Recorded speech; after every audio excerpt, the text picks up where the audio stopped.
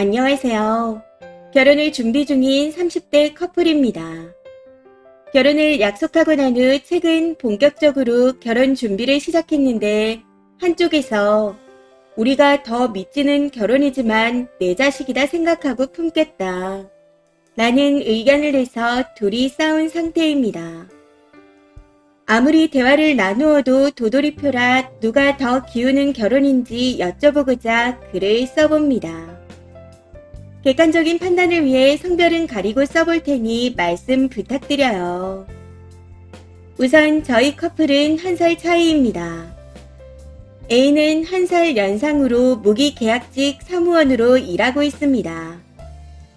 실수령 금액은 200 중반대이고요.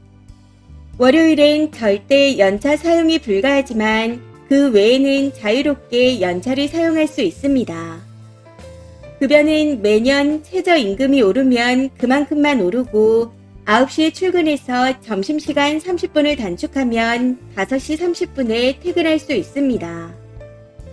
현재 본가에서 거주 중이며 본인 명의 아파트가 있어 보증금 3억에 월세 100을 받고 있고 보증금은 배당주를 사서 배당금을 받고 있습니다. 아파트 구매 시 이미 증여를 많이 한 부분이 있어 결혼을 한다 해도 본가에서 큰 지원은 어려운 상태라 대충 5천 정도 가능합니다. 본인은 3억 보증금을 제외하고 5천만 원을 모은 상태이고 자차는 없습니다. 대출금도 없고요. B는 1살 연하로 중소기업 정직원으로 근무하고 실수령은 200 후반대입니다. 연차는 요일에 상관없이 자유롭게 사용 가능하고 능력에 따라 연봉 협상도 가능합니다. 정직원이라 회사가 망하지 않는 한 정년을 채울 수 있지만 경력을 쌓아서 이직할 생각을 가지고 있습니다. 기본 근무 시간은 9시 출근, 6시 퇴근이나 야근을 주 1, 2회 정도 하는 편이고요. 본가에서 1억 정도 지원이 가능하고 첫 자녀 출산 시 성별무관 5천만 원 추가 지원이 가능할 것으로 예상됩니다. 본인은 6천만 원을 모아놓은 상태이고 자차 캐스퍼를 풀옵션으로 보유 중입니다.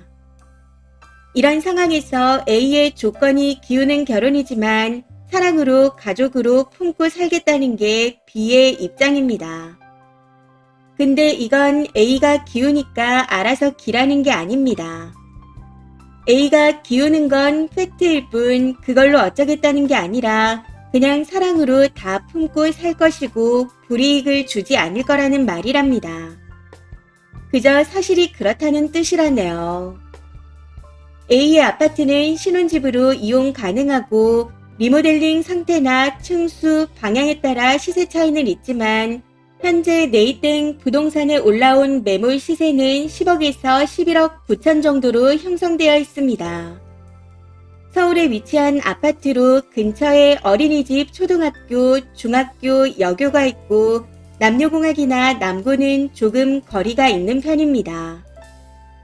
A는 본인이 기우는 결혼이라 생각하지도 않을 뿐더러 사실이 그렇다고 한들 그냥 서로 사랑하는 마음이면 결혼하면 될 일 아니냐는 입장입니다. 그걸 굳이 너가 기우는 결혼인 거 알고 있지 하고 짚고 넘어가려 하는 부분에서 감정이 상한 상태죠.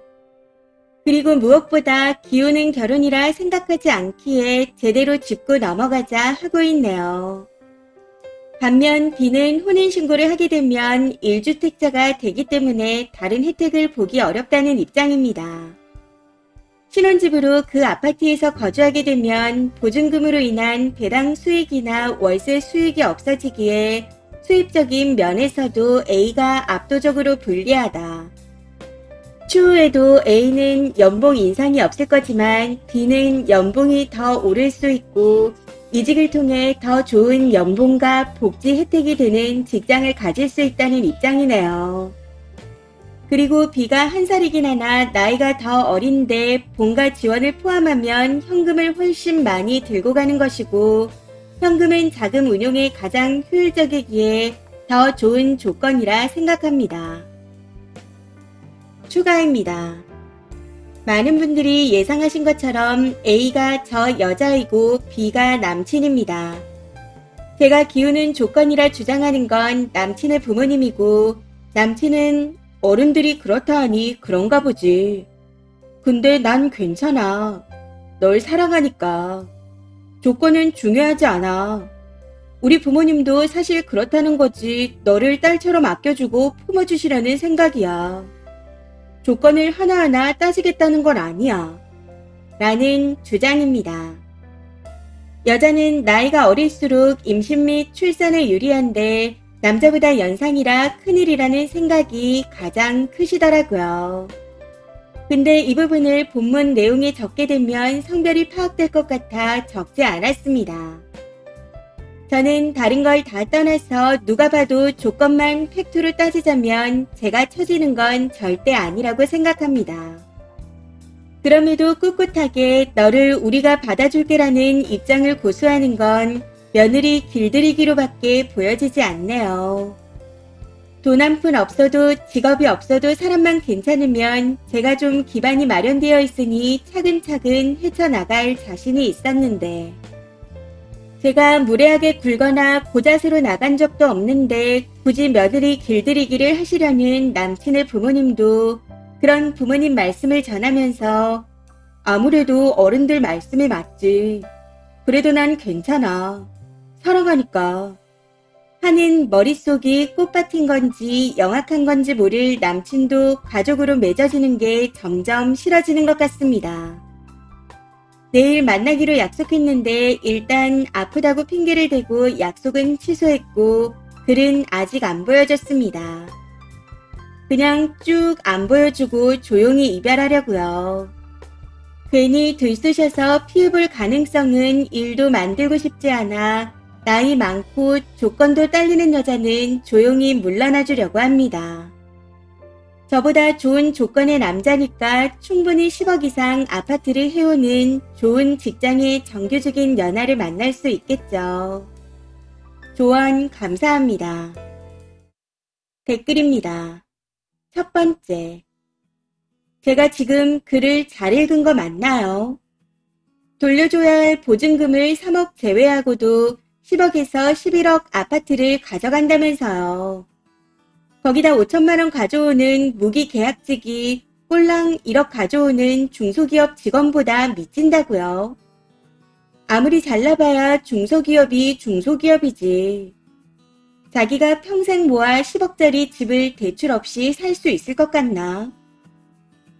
두 번째. 추가 글을 보기 전에도 B가 남자인 줄 알았네요. 다 그런 건 아니지만 떨리는 주제에 저 따위 후려치기 하면서 가스라이팅 하는 건 대부분이 남자 집안입니다. 남자가 조건이 안 좋은 거, 그까짓 건 같이 열심히 살면 아무런 문제가 안 됩니다. 문제는 열등감에 쩔어서 후려치기 하는 저런 놈이죠. 레알 하남자. 후기입니다. 글을 작성하고 바로 생각을 정리한 후 이별했습니다. 당신의 부모님께서도 당신조차도 내 조건이 기울지만 사랑으로 포옹해보겠다는 입장이라면 결혼은 안 하는 게 나을 것 같다 했네요. 사람 마음이란 게 좋을 땐 다 감싸 안자 생각이 들더라도 어렵고 힘들면 후회하고 날카로워지는 게 본능인데 결혼도 하기 전에 아깝다는 생각이 드는 결혼은 안 하는 게 맞는 거니 이만 정리하자 했습니다. 당신보다 어린 여자 만나서 건강한 자녀 많이 두고 살아. 난 이 결혼 진행 못하겠어. 라고 하면서요. 근데 상대방도 상대방의 부모님께서도 재차 연락이 와서 저를 붙잡더라고요. 구구절절 다 쓰기는 어렵지만 요약하자면 우린 괜찮다. 눈치 줄 일 없으니 신경 쓰지 마라. 우린 사람만 보지 조건 하나하나 따지는 사람들이 아니다. 이런 식으로 여전히 고자세 받아주겠다라는 뉘앙스로 끝까지 며느리 길들이기를 하시는 게 보였습니다.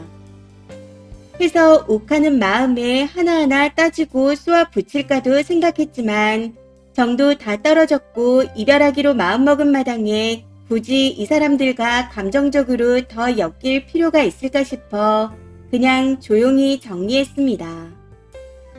내 조건을 사랑해주는 남자와 남자의 부모와 가족의 연을 맺고 싶다. 당신들이 별거 아닌 걸로 치부한 내 집은 나한테는 노력의 결과이다. 소중한 자본이라 가치를 인정해주는 사람과 행복한 신혼생활을 하고 싶은 곳이니 그만 얘기해라. 이렇게만 이야기하고 정리했네요. 아직까지 연락이 오고 있긴 하지만 정이 떨어질 대로 떨어진 상태라 마음이 아프거나 후회되는 것도 없고 흔들리지도 않습니다. 연애하면 낭비한 시간이 좀 아깝기는 하나 남은 인생에 비하면 짧은 시간일 테니 다행이다 생각하려고 합니다. 씩씩하게 제 생활을 하다 보면 더 좋은 인연이 나타나지 않을까 싶네요. 마지막으로 조언 주신 모든 분들께 감사드립니다. 후기 댓글입니다. 첫 번째, 정말 현명하게 잘하고 계십니다. 누가 봐도 남자가 기우는데 행여 남자 쪽이 자식 기죽을까봐 후려치고 가스라이팅 하는 게 너무 눈에 띄네요.